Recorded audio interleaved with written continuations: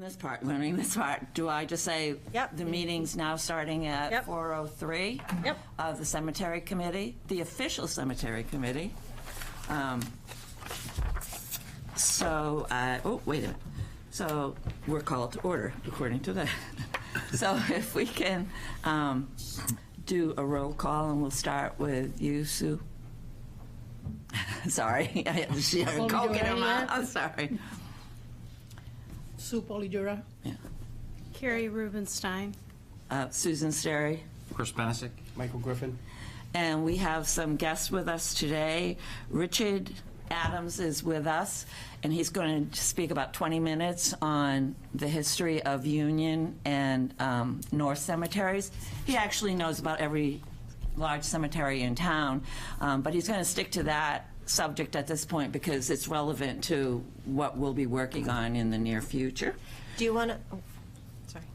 Go ahead. You've got committee members on Zoom. Oh, I'm sorry, and online, I didn't mean to overlook you, Ava, or Ava Boyce, and Not at all. Hello, everyone. Hello. and Dee Dee Forte. Hi. Hi. Now, we do have some guests here that are may be interested in joining our committee. So I'd just like to have them introduce themselves real quick so that we know who they are. Hi, my name is Celeste. I'm a Fort Smith resident, lifelong, and this just sounded like a really interesting committee, so I'm here to observe and hopefully join you guys soon. And you heard about us from a On the official page, Carrie brought it to our attention. Great. And you too? Marie Kelleher. I also grew up in Portsmouth, and I found out the same way.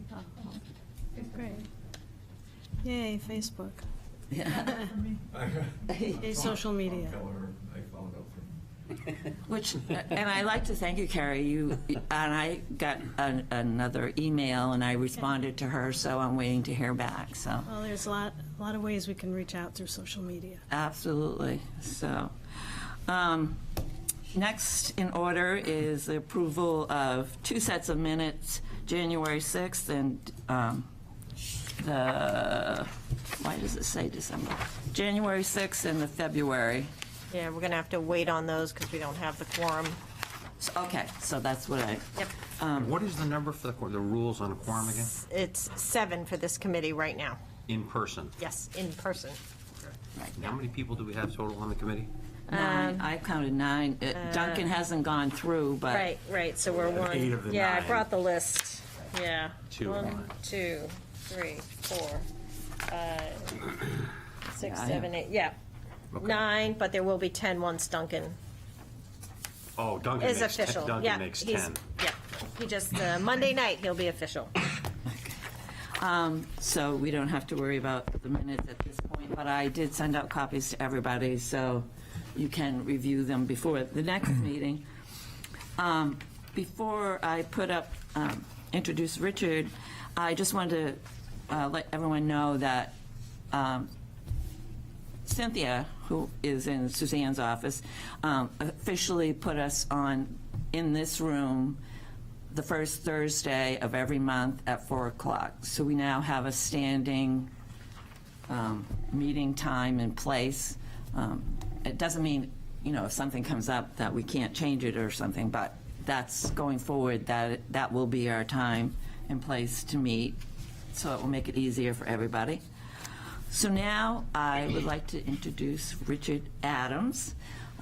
As I had mentioned, he's quite the historian on our cemeteries here in town. He was also on the 2013 Mayor's Blue Ribbon Committee, an active member. So he's going to give us a snapshot picture, because he could probably go on for 2 or 3 hours about what's going on in all the cemeteries. So he was kind enough to come in and do that. So Richard, however you want to. Well, thank you. It's a pleasure to be here. Yeah, I could talk for 2 or 3 hours, and if I tend to do that, please give me the hook. Initially, I thought I was to talk on the South Cemetery, and for those of you who don't know, there really is no official South Cemetery. That's a sort of a catch-all term for 6 different cemeteries that are owned by different people, different entities, and of those, only one is, or 2 actually, are maintained by the city. That's the Cotton and Elmwood. The others are proprietors, which is owned by the Unitarian Church. That's up on the top of the hill, and partway across the hill, rising up beyond the pond. Then there's Harmony Grove. There's Sagamore, and so anyway, I initially thought that I was to talk on the South Cemetery, and in particular the people buried there. And there's a fascinating array of people. Having grown up here, I assumed that the people in that cemetery were pretty ordinary, like the rest of us. And while certainly many of them were, many of them were remarkably distinguished in a whole array of ways. Some had international reputations. There was a humorist, for example, who did. There was Frank Jones, the brewer, so on and so forth. So anyway, I was prepared to talk about maybe 25, 30 of the most noteworthy people that I could find in there. And so I had to shift gears rapidly this morning and talk about city-owned and maintained cemeteries. So we'll start with Cotton, and that's the cemetery. I'm assuming that most of you don't know this, but if I'm telling something that's already generally known, please let me know. Cotton is an old cemetery up at the top of the hill. If you come up Richards Avenue and turn left slightly, it's the first cemetery on the left. Is it behind like the receiving vault on the road there, up on that hill That's there? right. Yeah. Okay. Yeah. And it dates from, it was deeded to or given to the town in 1671 by a man named Cotton. But it wasn't, and it was to be used as a training ground for the militia, as well as a burying ground. But it was never used as a burying ground for almost 150 years. In more recent times, that is to say, the last century or so, it was largely a pauper's cemetery, not exclusively, but to a large extent. And so there are all kinds of bodies probably in there that are not marked. And anyway, there was a couple of terrible incidents that are noteworthy for Cotton. In 1968, a family named Mayo lost 5 children. Okay, thank you, Michael. On his LinkedIn, right? Yeah. In 2 separate fires, 5 children each died. And as Michael just noted, one was named McLaughlin in 1968, and the other was Mayo in what year? 1983. 83, yeah, you just showed me that. Okay, at the south end of Cotton, if you go down the hill and keep the cemetery on your left, you come to the so-called Elmwood Cemetery, and that has only 12 interments in it, and it's pretty much indistinguishable from Cotton. There's nothing that I know of that tells you there. Let's go on to the North Cemetery. That was sold to the town in 1753, but there had been earlier burials there, according to Charles Brewster, who wrote Rambles About Portsmouth. Some of the notables who are buried in the North Cemetery are William Whipple, signer of the Declaration of Independence, John Langdon, Prince Whipple, an enslaved person, and the first Jewish family in town is in there. Their names were Abraham and Rachel Isaac, and they came from Prussia around 1780. Dominic Peduzzi started the first Catholic parish. He died in 1840, and the reason he's not buried in a Catholic cemetery is that there was none until about 1868, I think, when one out on Route 33 called St. Mary's was consecrated. John Langdon is buried there, and he's in one of those 5, to the best of my knowledge, grave sites that are called Chest and Hill. They're earth embankments, and there's a couple of them there, and then there's 2 in a Proprietor's Cemetery and 1 in the Pleasant Street Cemetery. Also in North Cemetery, there's a rather sad grave site for the Walker children, 3 of whom died in the space of 4 days in 1798, and they died of the yellow fever. You'll find in most of the old cemeteries of Portsmouth, there's a significant number of children's grave sites, as you might expect. Coming up to modern times, in 2016, the 250-foot stone wall running along Maplewood Avenue in the cemetery was rebuilt. There's a receiving tomb. Well, that's not actually in North Cemetery. Let's move to Union, which, for all intents and purposes, might as well be part of North, although it wasn't started until 1844, about 100 years after the North Cemetery. And again, there's no distinct line or fence or anything like that separating the two cemeteries. However, Union does have an arch, which was rebuilt not too many years ago, and there's a receiving tomb at the end of that overlooks the North Mill Pond, and for years that was a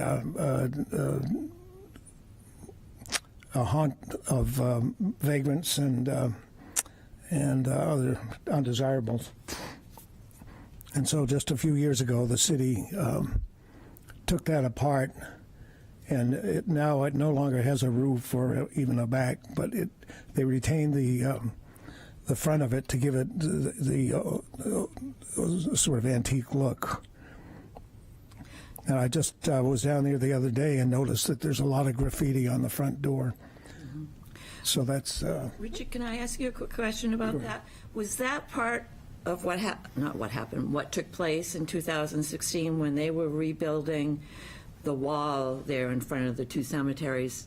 Is that when they decided to take down the rest of the structure? Yes, it is. So, yeah, because I didn't read that in the plan. I mean, I may have overlooked it, but did they save those bricks or were they just discarded? I don't know for sure. Okay. David Moore was in charge of that. I know that they took my picture with the background of the backside of that holding grave. Okay. The vagrants were drying their laundry. So David Moore took all that down. I'm not sure what they did with that. Yeah. But I complained about that graffiti when Yeah. it happened several months ago, and they were supposed to clean it. The city was supposed to do something. So that's the old graffiti. It hasn't been cleaned and then redone, as far as I you can think tell. it's the same one. Same Yeah, one? the one that looks like a bat or whatever it is. Yeah, that's Spray right. paint. Yeah. Yeah. So there's graffiti now? Yes. Yeah. Has been for quite a while, yeah.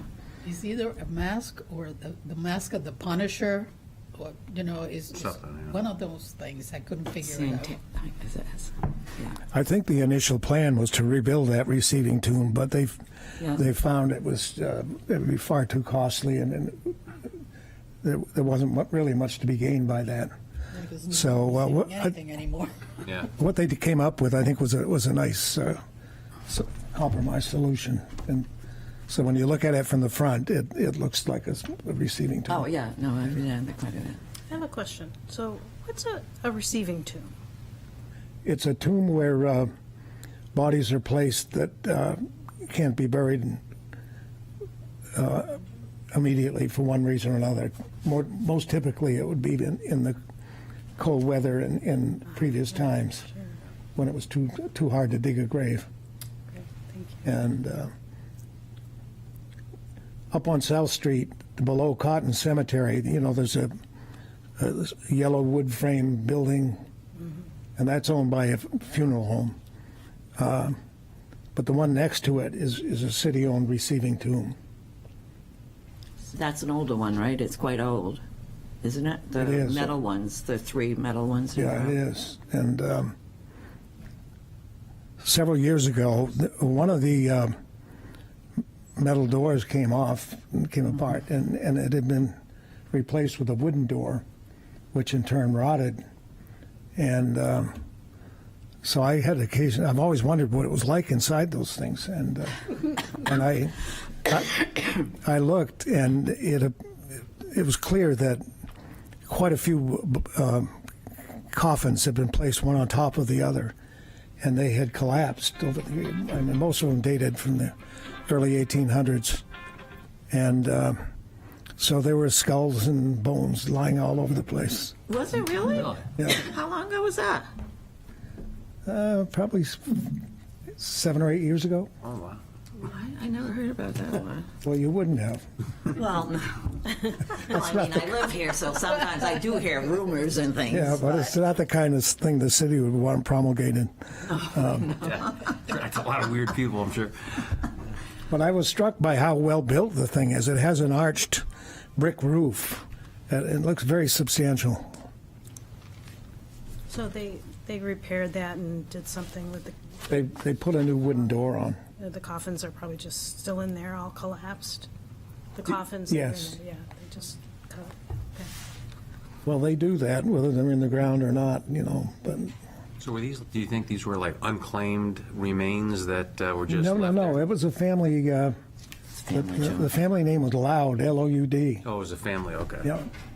And so for someone to be able to do that, to acquire a tomb like that, you have to be fairly well off. Yeah. The same is true up on the hill, opposite side in Proprietor's Cemetery, where you have those two hill-type grave sites. Do you guys know where Proprietors is? Okay. It's down by Prescott Park. Wait, that's the one I'm talking No, I'm sorry.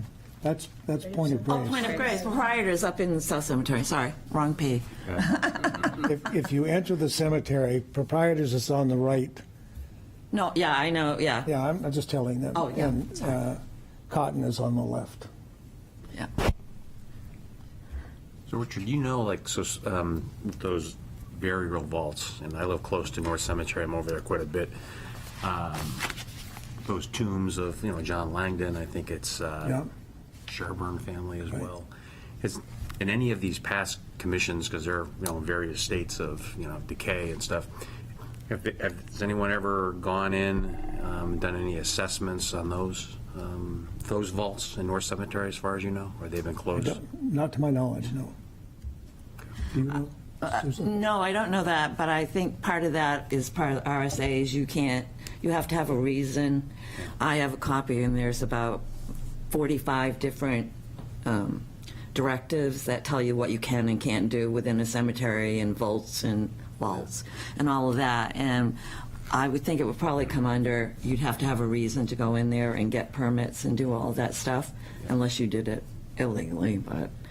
Yeah, because the one tomb is as you know, the Langdon tomb there, the center of the Constitution. So it's you can barely read it now. I mean, it's every year that I've seen it's gotten worse and Well, worse. and I think that's one of the reasons I'm glad that Richard is here, that that's one of the reasons that this committee is so important. There are a lot, and I'm sure Richard and Sue Polidoro knows a lot about the history of especially North Cemetery and Union, that there are not just Langdon and Whipple and all those people, but there are a lot of other people in all these cemeteries that were vital back in the Revolutionary time plus.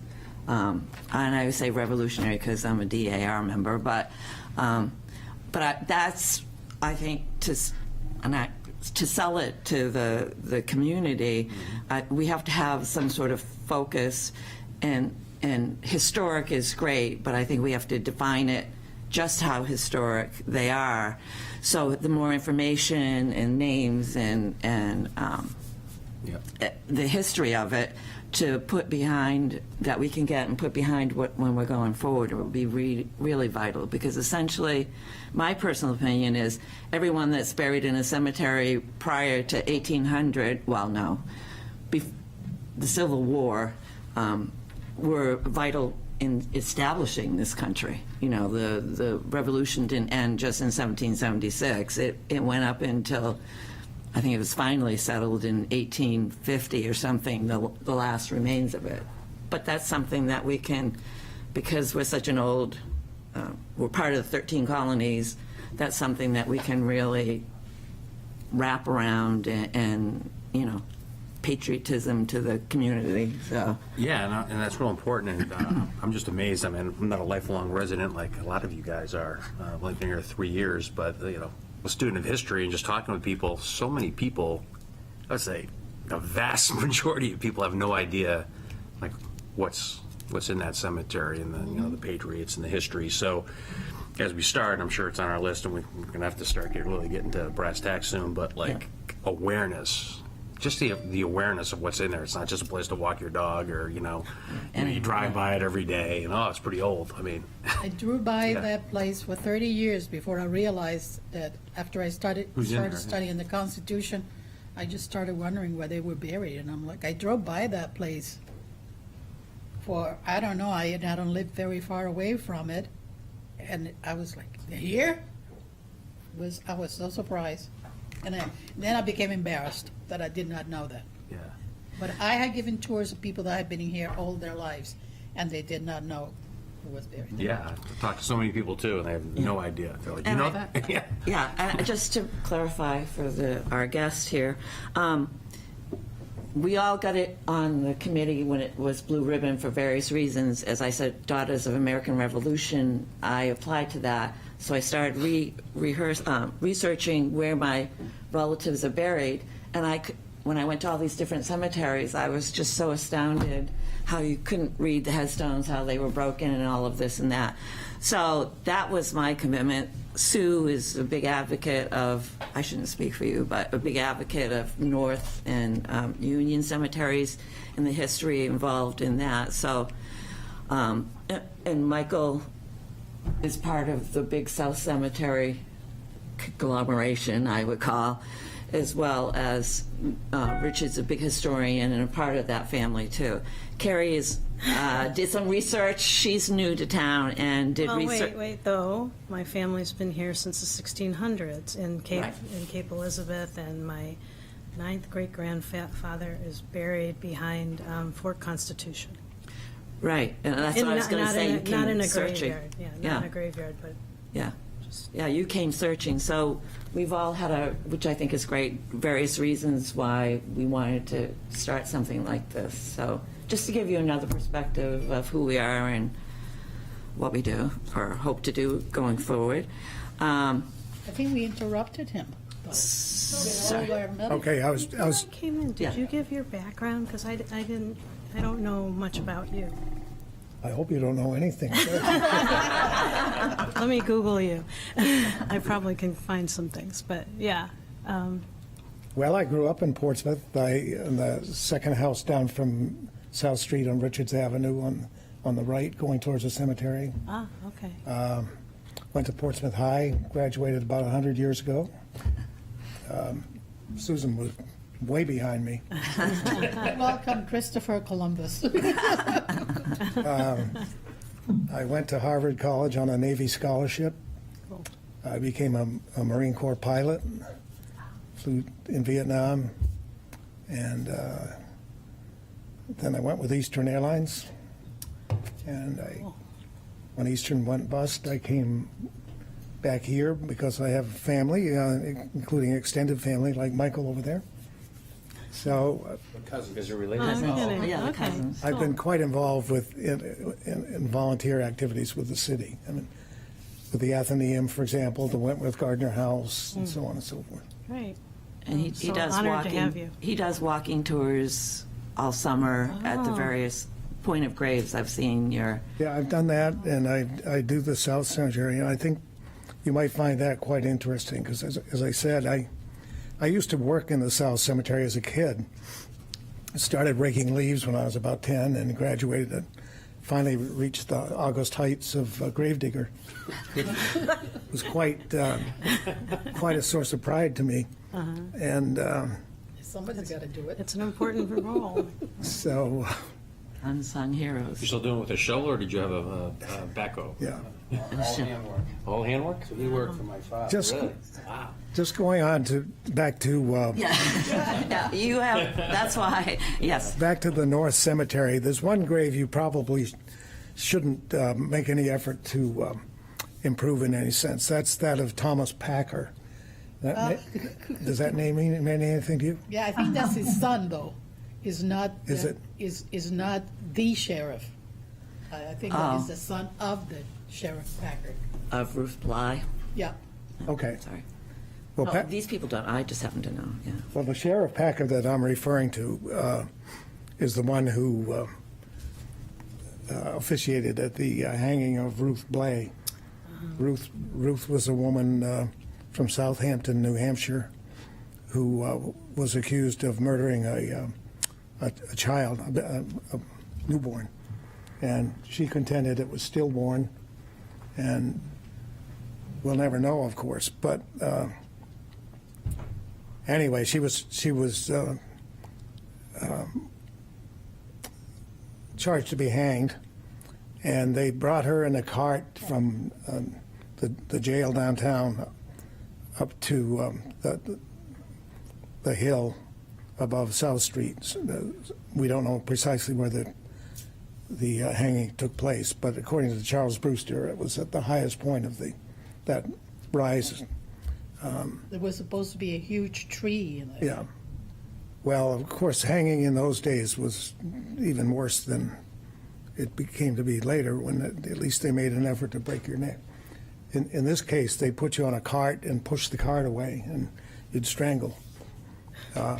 So there was a large crowd assembled to see the hanging, and many people, of course, did not want Ruth to die.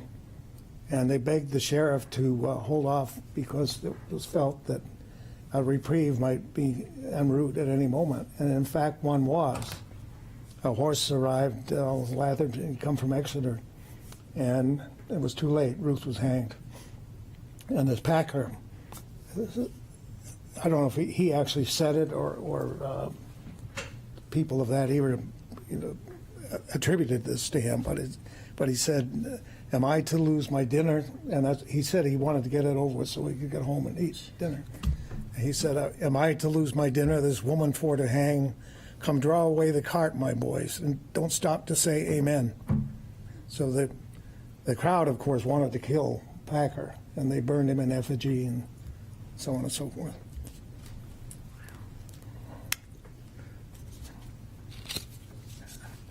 Well, Well, that's okay. If you've got a couple more, that's great. Yeah. okay. I'll just, in Union, there are a couple three notables that you should know about. Two large shipbuilders, George Raines and Frederick Fernald. And they died within a few days of each other. And they were prominent during the clipper ship era and became quite wealthy and well known, of course. Does Frederick, I know, I've seen Rains's, it's one of the huge monuments. This one right there. Yeah, what about Frederick? I didn't know does he have a monument He's there? right across. It's right there. Right across? Okay. Top just fell off of it recently. It was on the ground. Yeah, I have a picture of that. The piece on the top, yeah, like Yeah. the ornament, yeah. I have, again, another point, to repair those, yeah. Yeah. Go ahead. Now, another interesting guy is Thomas Bailey Aldrich's grandfather. Oh, If those of you who are relatively new haven't read The Story of a Bad Boy, you should. That was written by Thomas Bailey Aldrich and recounted his experiences living here as a young boy, teenager in Portsmouth in the 1840s. And in the book, he talks about his grandfather. He called him Nutter, Grandfather Nutter. But there's a lot of funny stuff in there. Like, for example, Nutter, or his real name was Bailey, lit his newspaper on fire because he dozed off and cigar caught the paper. Anyway, The Story of a Bad Boy is said to have served as a model for Mark Twain's Huckleberry Finn. I'll quickly go to Pleasant Street in Point of Graves. The Pleasant Street Cemetery is not particularly well known. It was acquired in 1760. Many ship captains and their widows are buried there. And one thing you should know as members of the cemetery committee is that quite a few of the markers are called cenotaphs. Oh, I haven't- You know that term? Okay. Yep. A cenotaph is you do. Yep. Is a monument for someone who's deceased but who's not actually buried there. Oh, okay. It's Most like typically- a memorial, kind of. Most typically, in the case of Pleasant Street, it would be ship captains or sailors who drowned at sea. That's what got me started. And my grandfather was one of those captains that got lost at sea. Really? And that was the cemetery that kicked me off, to say. Is his monument in Pleasant Street? Yeah, Really? yeah. What's his last name? Haley. Yeah. Okay, and the last one I'll talk about is Point of Graves. That was given to the town by a man named John Pickering, who owned most of what we now call the South End, a very large tract of land. He was an extremely well-regarded guy, very civic-minded, and very generous. The oldest standing gravestone in Point of Graves is 1682. However, Brewster, Charles Brewster, who wrote in 1859, said at that time there was one almost 50 years older than the one I just referred to. That is no longer visible. Over the years, since Brewster's time, there's been lots of vandalism and who knows what else. The Point of Graves is an excellent place to study the evolution of gravestones. In the earliest days, people regarded death as a pretty awful process, and it was, and for many of them. And so it, and there was this fear of hell that dominated the thinking of the time. And so the earliest gravestones typically have the skull and crossbones. And then that evolved into a more favorable view of death, that there was a sense that people had a chance of going to heaven. And so for those stones, you see lots of cherubs with wings and smiling faces. And then by the 1830s, or a little earlier, the gravestone material shifted from slate to marble. Marble being a lot more expensive, but people in general were more prosperous than they were 100 years before. And so the marble ones often have urns and ailanthus and whatever, and very almost Greek in appearance. I told you about the fires in that killed the 10 children in Cotton Cemetery. There was one in Point of Graves where a minister's daughter and his mother-in-law died in a fire in 1704. And the mother-in-law didn't actually die immediately. She was burned, but she tossed her son out the window and saved his life. His father caught him, but she died 2 or 3 months later. All right, well, I've overstayed my time. No, that's fine. No, I appreciate it. I mean, the more we know about the history. May You're I wel- ask a question? Oh, sure. Eva, I'm Yeah. sorry. May I ask Richard a question, please? Sure, go ahead. Okay. So you gave us such great information. It made my mind, kind of swirl. One of the houses at Strawberry Bank is the Peter Loud House, L-O-U-D, as you described. And Peter Loud was a craftsperson, and he lived a feast or famine kind of life. He did very, very well, and when the embargoes came before the War of 1812, they lost everything, blah, blah, blah, blah, blah. And when you mentioned the Louds, it made me wonder if there was a relation there. And I wondered how you could cross-reference that. Like, if you were giving a tour at Strawberry Bank, wouldn't you love to say that they're buried at X Cemetery? And if we were giving cemetery tours, wouldn't we love to say that their house can be visited at Strawberry Bank? Absolutely. And just, cement so many things, the interconnectedness in the community, with the cemetery. So if anyone has an idea of how you could find out if there is a connection, and which is something we could probably use over and over and over again, I would love to know, because I would truly do it. And also, Mr. Adams, you told us so many wonderful things. Do you have any things like computer files of things that you have that you could send to us that we could steal from you? Yeah, I do. I can. Okay, I'll do my best. Yeah.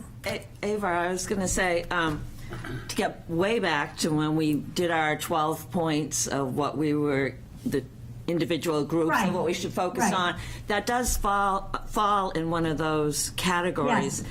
And But how to do it is what I am asking. So if you really want How one would go about it. yeah. So Because we'll talk. Mr. Adams knows so many things that, Right. And he's also with the Athenaeum, which will be a big help, and so the Portsmouth. So if you can think about wanting to be in charge of that, specific project going forward, you can think about that, and that would be. Oh, sure. We'll get all the Sure, help. and the public library is wonderful. Yeah. The Portsmouth History Room is fantastic. Right. Yeah. And Strawberry Some of the Bank. things aren't as specific, though. I wonder if you go to the state, but anyhow, that's a whole other thing. Yeah. So that's certainly something. It sounds like you're interested in. You could probably take that on, not by yourself, Sure. but.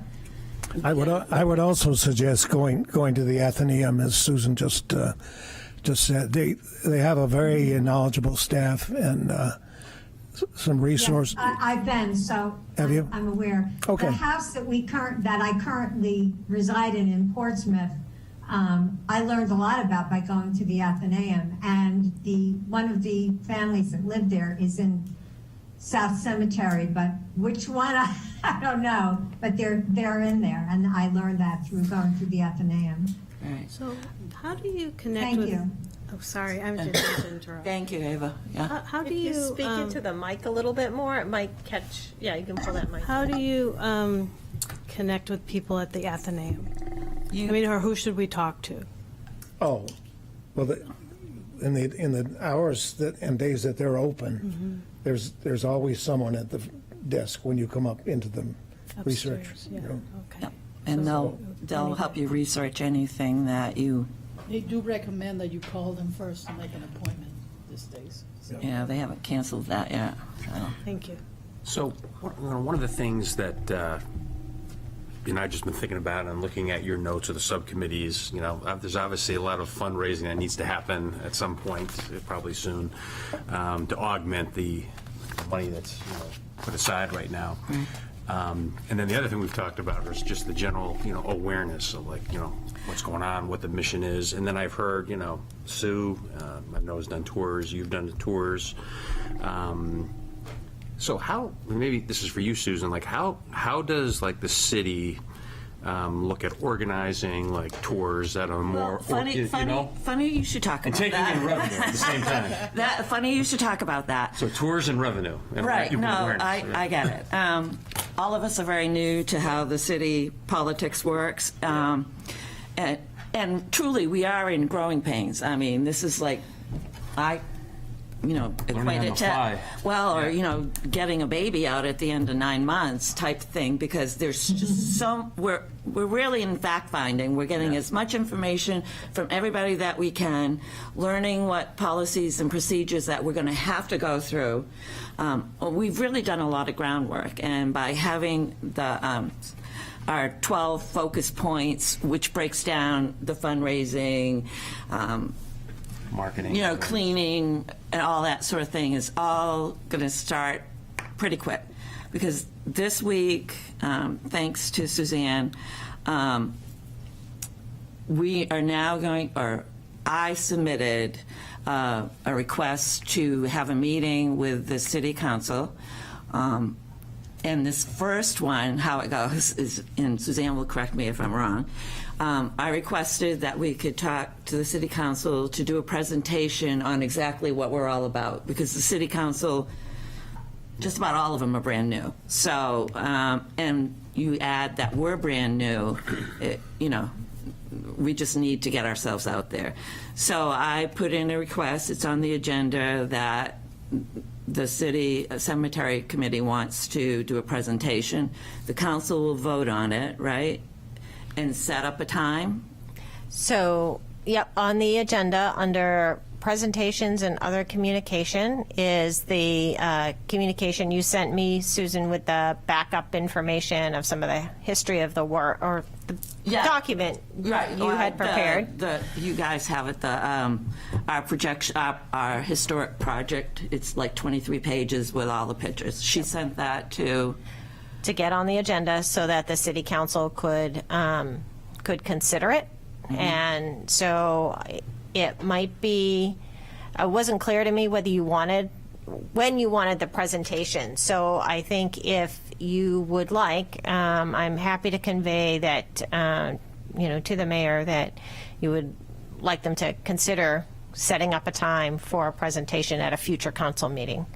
And you should feel free to come to the public comments session, there we go, if you'd like, and say in your packet you have this information, and the committee would like to have an opportunity to, do a little presentation and kind of explain what you're doing, a little report, just understanding that, you're looking at maybe, 10 minutes kind of thing. Yeah.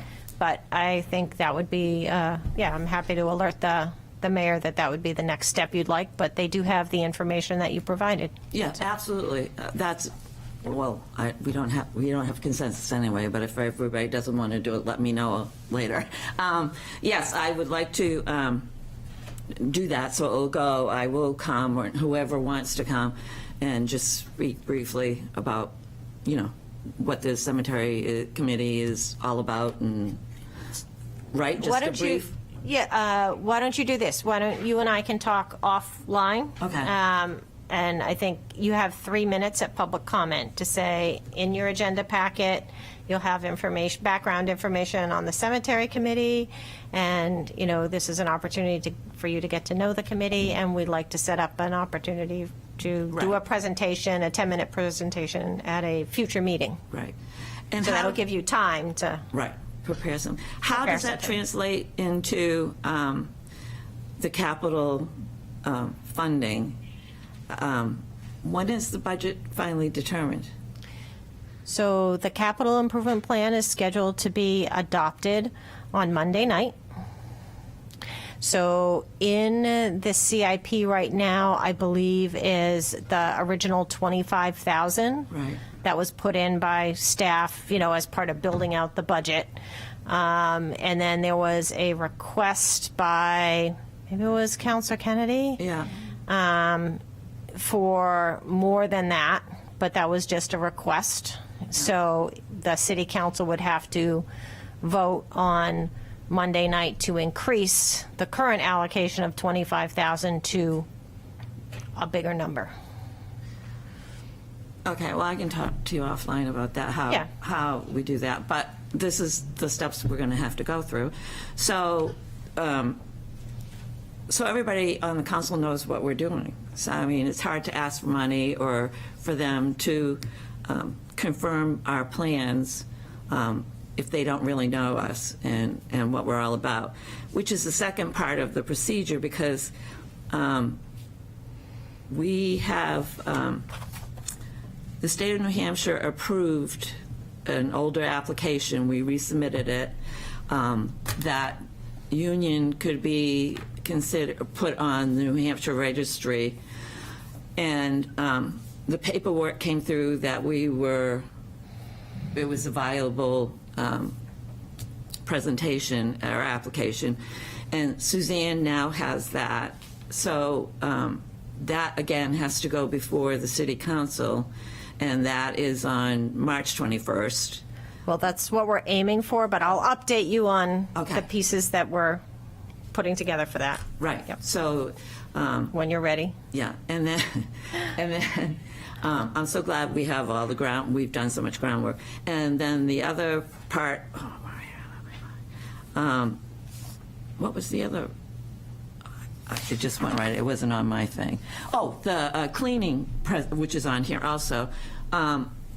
We can't just say vote on, we want to clean, 50 headstones at Union Cemetery, next week. We have to have all that, and anybody was at the last meeting or listened in, we have to have a precise plan put together for that. So Suzanne did an outline for us in the minutes, but we have to work on that again. So that has to be presented and okayed by the city council before we can actually touch a headstone and start cleaning. So there are so many steps involved in this, which we're all learning. And my quick question is, how do we know? I mean, I know you tell us, but in advance, is there a way to know, like, we want to clean headstones and we put a presentation or a form together saying that? Do they always have to go, present it and see if the council will talk about it and then get put to another meeting? Or are there more direct routes to? Okay, so how about I back us up, and I'll just kind of hit where a couple things are. So let me start with some easy ones, and then we'll get to the. Okay. So with regard to the application Right. to consider Union Cemetery as to be listed on the New Hampshire Register. Historical, yeah. Yep, which we did get the letter back from the New Hampshire Division of Historical Resources confirming exactly as Susan said, that it is eligible still, and they would be willing to proceed on this older application that has been dug out and resurfaced. So what we are going to do is, staff right now is getting materials together so that we can bring this to the city council for their approval, so that we could have authority to sign off. And the kind of information we want to make sure we can answer for the city council is, what are the pros and cons of agreeing to have this listed on the New Hampshire Register? I'm thinking there's mostly just pros, but we want to make sure that we can answer any question that the city council may have in terms of any disadvantages of listing it on the register. So what we're doing is, it just depends on whether staff has enough time to put together a memo to get it on the city council meeting for the 21st, but that would be the intention, if we can put together, the pros and cons and have a quick conversation with NHDHR and make sure we're all comfortable with it, because it's always, you'd rather make sure you have all the answers if any questions come about it. So That's hopefully, the next meeting, March 21st, where there's public comment and, there is a meeting this Monday night okay, on, whatever this Monday, 7th. 7th.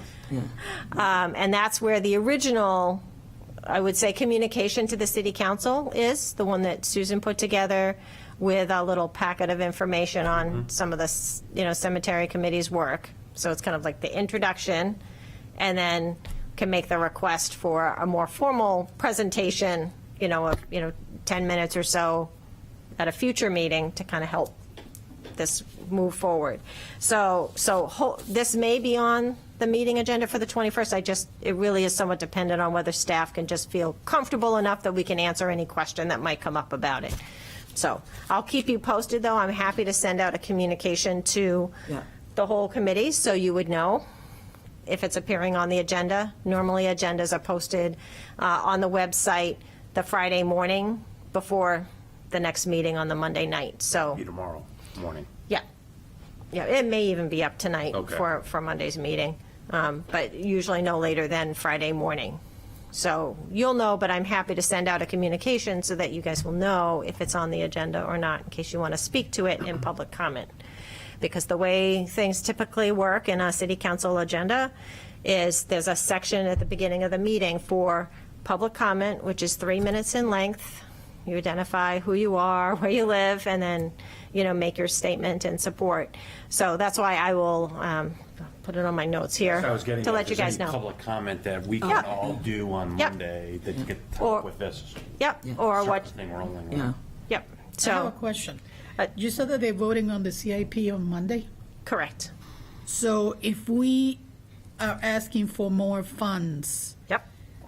are they able to change that in future meetings, or is Monday it? Monday is it for CIP items, for capital improvement items. So if you have an interest in asking for more than the 25,000 that is currently in the budget, the CIP budget, then yes, it would be appropriate in terms of timing to come to the meeting and, advocate for your request. Because it will be up to the city council on Monday night to decide how much money to put in any of those CIP items, and then it gets carried into the budget, the rest of the budget-making process.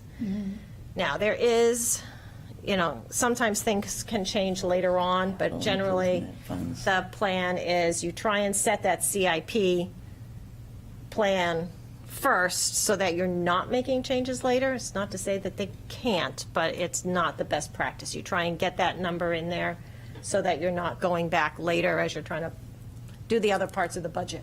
So, It seems to me that 25,000 is low.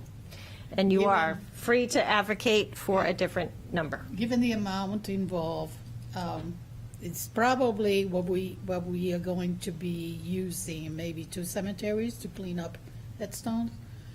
Maybe we should start for that, and maybe next year, when we have been working at this for a year, we have a better understanding, so when they are trying to put together the budget, we can say, we need this much for the next working year. Yeah. I just have a quick question. When you ask for money, do you have to designate the specific in the CI, the capital improvement? I mean, like, as you said, there was a request made, and there was a statement that said, for a survey. Does that money have to go to specifically a survey? Generally, the CIP monies will go for the project for which they're designated, but it doesn't have to be. Not specific. Yeah, you don't have to be too far in the Right. weeds, so to speak. It kind of has buckets. So it may be a big project like a wall, sidewalk. stone Well, a sidewalk project, but for the cemetery, you'll see it's a general. It's just a general placeholder Oh, for the any listing, kind of okay. cemetery Yeah. restoration type projects. Okay. So it doesn't have to be specific to a wall in this case. So it Okay. depends on Do not know that. the item. And I think you should be able to find it. If you can't find it online, there's a reference to it in the Oh, yeah, budget. no, I know how- I can show you, we can show you where it is. Yeah, no, I know where it is. Okay. Yeah, thank you. All right. What else? So What else? there's that piece, Yeah. and then the presentation piece. And then just to clarify, when we get there, since it's kind of the next item on your agenda, which is the headstone cleaning. Yeah. So I did put what I understood to be the summary of work in the draft minutes. And so if you all check that and make sure it looks good, then I think I can draft up something more formal that we can get as a, here's the program, and here are the steps, come up with the volunteer form for you, and kind of put a whole package together. Technically, we don't need city council approval for this type of, maintenance work. As long as we have money in a budget somewhere for it, which, as you know, we do have a little bit of money available already for maintenance activities for the cemetery. So what we could do is get a proper package together with the rest of the pieces that you would need, and make sure that the Division of Historic Resources is perfectly thumbs up, particularly, given the sensitivities. And then we'd probably give notice to the city council that this activity would take place. Oh, okay. And, so no one was surprised, because there'd be, Right. action happening in the. So a city councilor would get a phone call saying, what are they doing down there? Yeah, exactly. So if you would like, if this looks good, I will get this more formally kind of in a package of, here's the proposed project, here's what the forms would look like, and then we go forward with, just making sure that everyone who would need to bless this activity, so to speak, is good with it. And then we could give you the green light to pick, start picking a date and identifying funds and that kind of stuff. So if you're good, I'll know to move this to the next place. And even though you can't take a formal vote, if you guys are just telling me it's looking good, then I'll take it to the next step for you for another package. Okay. So in that package, that's where we would do the request for money and all of that. We have so much to learn. I'd put that together in terms of where the funds would come from and how much But that's part of the, okay. we would take care of that piece. We would Okay. take care of the back end Okay. of ordering and all that kind of stuff. Okay, Yes. but you would put, okay. Yes, we'd probably order the materials and, provide some of the logistical pieces. And Susan, so any type of activity in the town that, like, we're a committee, but like back to like tours and raising money that would come in for funds for cemetery for tours, that's all something that would be part of whatever plan we'd want to present an outline to, and then at some point there would have to be like a city council vote or approval because there's like money involved, right? And So there is a trust, Historic Cemeteries Trust, and what I could do is I could pull up, I've been playing with the website a little bit, I heard because that. there is now, we've created the donation button, which is something we wanted to do. So it's a little easier to point to. And I think what would be helpful, because I've been working with Stephanie Secord, who helps with the web pages and stuff. I can show you what we've started to play with, but if you wanted to designate one or two of you to work with Stephanie and me, just to make it efficient, to kind of tweak the web page a little bit with, hey, we're looking at doing some projects, and here's what's coming later in the season. We could work on that language with Stephanie and see if we can do this. So if you want, I can pull up quickly what we've started to play with, just so you know where it is and where it would be. So hang on. I gotta drop us down.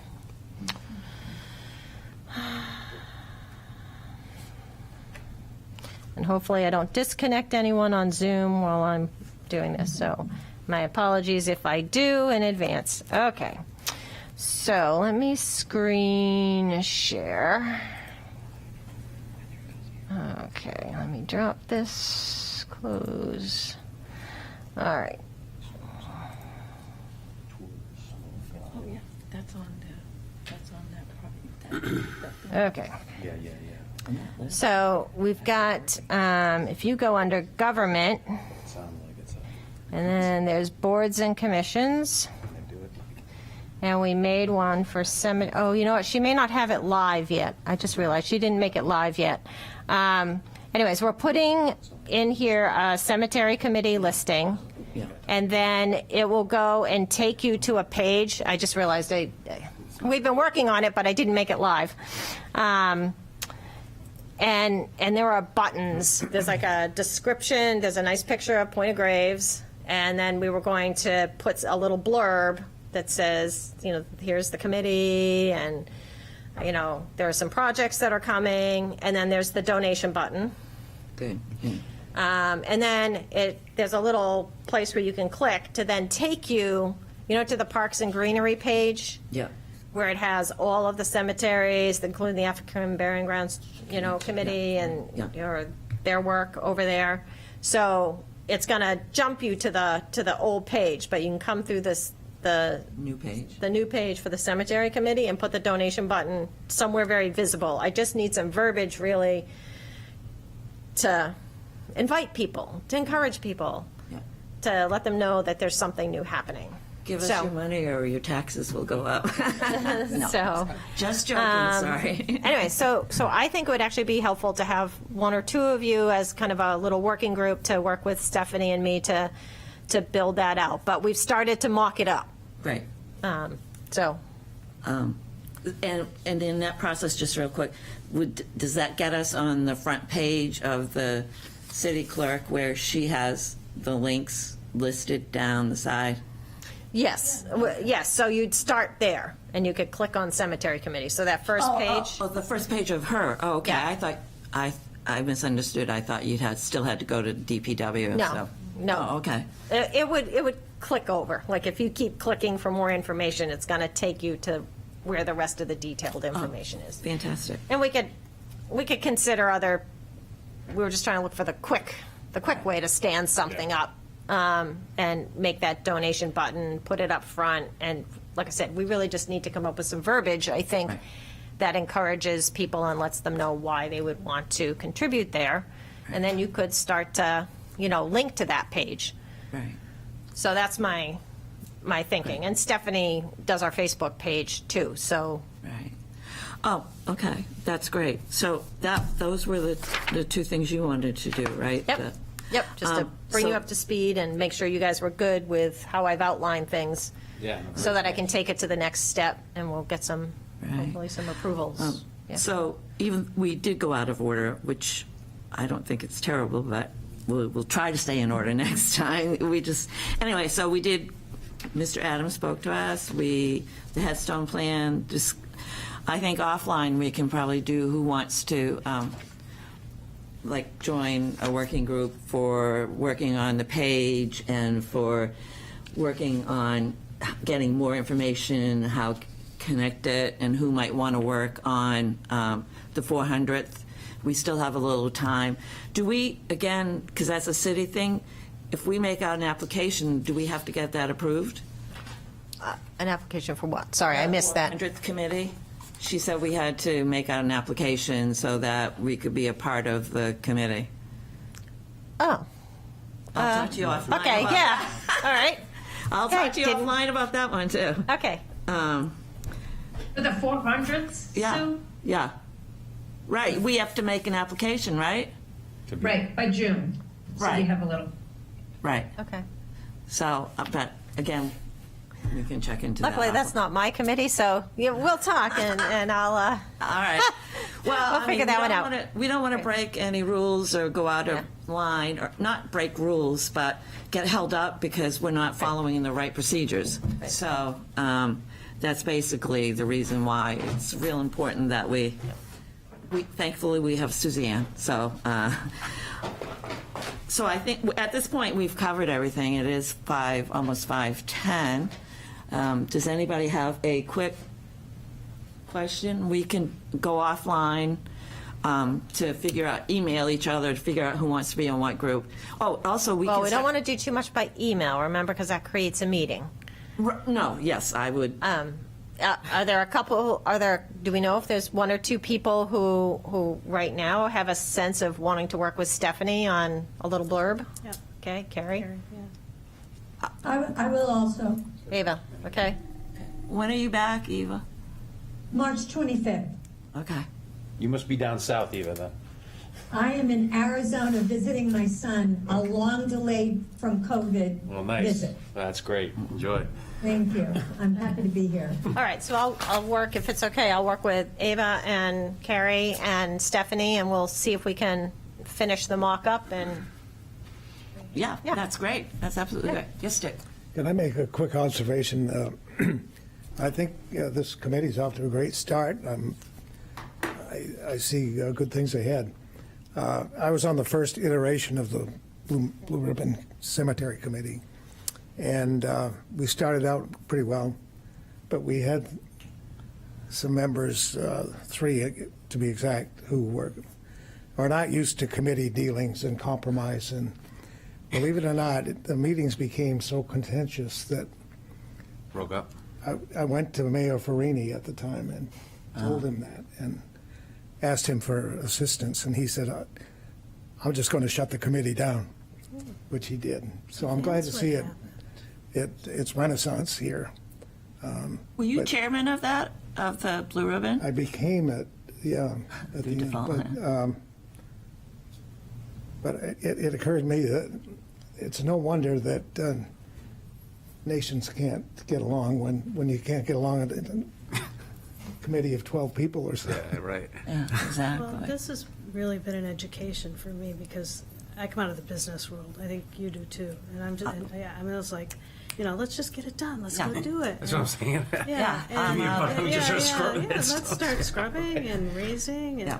but you do have to kind of go with the Yeah. flow of the And- town, I guess. Yeah, I mean, there are definite procedures, and she's a walking expert for us, thank goodness. Thank you. And, I mean, there are things that we can do and can't, but you have to ask on everything. And that's been my learning curve, because I come out of the corporate world, too. So You have to realize it's all going to take a lot of time, more time than it would if you could just. That Right, would be and true. so- Right. It always takes more time, so sorry about that. And that's but why yes. I didn't want us to get discouraged a couple of months ago when everything sort of slowed down, when we transitioned to, we are official now, right? Oh, yes, it would help if you had a few extra members, because Well, Yeah. we're working on that. Okay. Yeah, so, Duncan gets approved on Monday night, so that'll bring you to 10. I think 11 was what they were originally shooting for, 11 to 18 or something. 12 to 18, yeah. Which is why they were thinking 7 was a good quorum number, or, it's why we're stuck with the quorum of 7, because it says 11 to, or right. 12, whatever it Okay, is, to 18. thank you so much, Carrie. Yeah. So, thank you. I'm glad Richard was here to Yeah, thank you, explain that Richard. it's slow going, and he's enthusiastic about, or encouraging that we're on the right. Will you be doing your summer South Street tours? South Cemetery? Yes. Yeah, I'd like to. Okay. And how do people know about those? Well, let me close the meeting, okay? Yeah. Okay, yeah. I have to close the meeting. Officially closed. I know I look silly sometimes, but I'm trying to learn the procedures. So we are officially done at 5:14. And our next meeting, as everybody knows, is standing now, the first Thursday, 4 o'clock, right here. So it will be next, I put the calendar in. I don't know the specific date, but I have it here. So, yes. April 7th? Yes, April 7th is the first Thursday in April. Okay? The meeting is closed. The meeting is closed. Now you can talk to her.